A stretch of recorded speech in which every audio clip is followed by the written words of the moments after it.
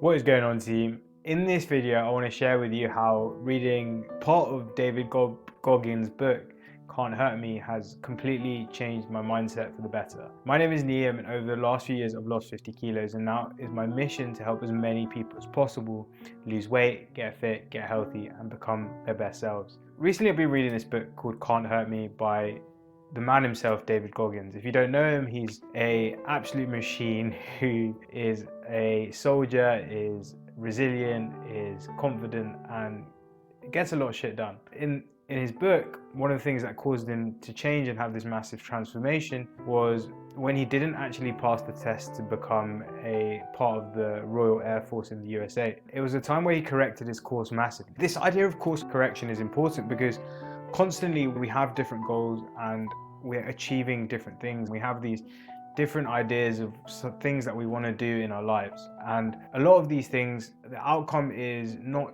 going to come now, but it's weeks in advance. That means that it's very hard to stay accountable to the things that we need to do today.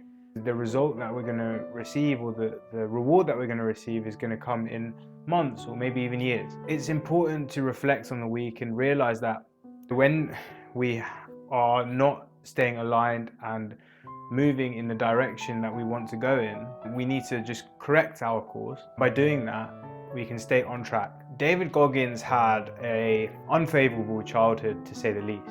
He was part of a family and a household where he was a victim of domestic violence. His dad used to beat him quite a lot. This experience, it messed up his mind, and he went through school doubting himself. He went through school not really feeling confident, and he didn't really believe in the system because it had treated him so badly. Because of that, he just flunked out of school. He couldn't focus. His dad actually used to take him to a skate rink, and in this skate rink he would have to work throughout the night because it was a skate rink club kind of thing. During the day at school he never really learned anything. The way that he got by was through cheating and not performing and not actually doing the work, but just getting by copying others. Now, whilst this worked in the short run, eventually, and he admits this himself, that he was just escaping reality. Eventually reality punched him in the face. He escaped his dad and he grew up and he became this gangster. At one point he was like, okay, I want to join the Air Force, and that was this beacon of hope for him. But in order to join the Air Force, he had to pass this test, and he failed, and that slapped him in his face. He ended up having to course correct massively and take responsibility of himself to actually achieve a pass on this test. Up until this point, as I said earlier, he'd been cheating and he'd not learned anything. But in the matter of months, he had to learn for the first time, years worth of schooling. It meant that he had to learn how to learn. The only way that he was able to do this was by looking at himself in the mirror and literally shouting at himself. He literally took responsibility for his actions.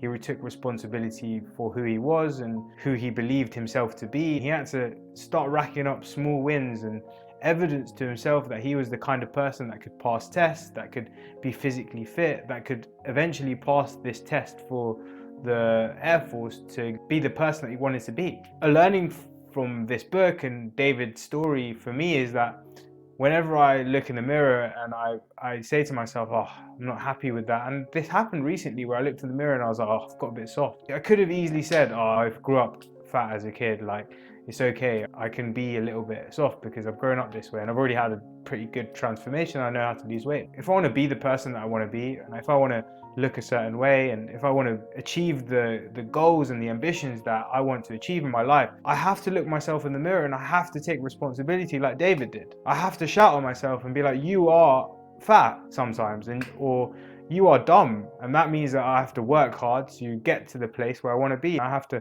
sit down and achieve the small goals and the small tasks that are going to eventually rack up and make me the person that I want to be. So if there's one lesson from this and you want to go and lose weight and you're looking in the mirror and you're like, I don't really like the way that I look, then take responsibility like David did. Become accountable to yourself and look in the mirror and say, this is your fault. David had every single excuse to be like, do you know what? I've had a really rubbish childhood. I can just stop right now. He can be like, do you know what? I'm just going to sack it all off. I'm just going to become this lazy guy or this gangster and become this statistic of so many people that have these unfavorable childhoods, unfortunately, and are victims of racism and abuse and all these horrible things, take the almost easier route of just joining everyone else in that pile of people that end up not achieving the things that they want to achieve. But he looked in the mirror, he actually just shaved his head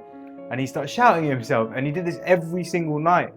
And that was a signal, or that was a way for him to take responsibility of himself every single night. On post-it notes, he wrote goals down and he stuck them up on the mirror.